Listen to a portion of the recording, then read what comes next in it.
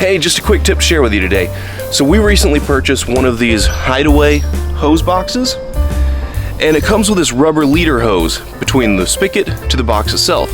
Now I don't know how well this is going to show up on camera, but our rubber leader hose has completely swelled up. Totally swollen. This is on the low pressure side of the system, and we've only had this for a couple of months. So I'm gonna show you exactly what we purchased that has completely fixed the issue. So if you're dealing with something like this, you'll know what to get to.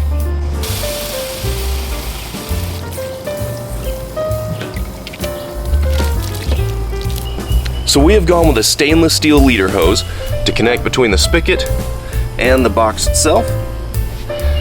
Because this is stainless steel, it's not going to swell like the old one did. It's very comparable in price. I'm gonna go ahead and put a link in the description below, so if you guys want to purchase the same one that we did, that you can go ahead and do so. Be aware that I do make a small commission if you purchase these items. There's no additional cost to you, but it does help out the channel. But even if you don't want to purchase the same one, just thought this might be a good tip that will help some of you if you're dealing with a bulging hose. So enjoy, thanks for watching, leave a like if it's been helpful.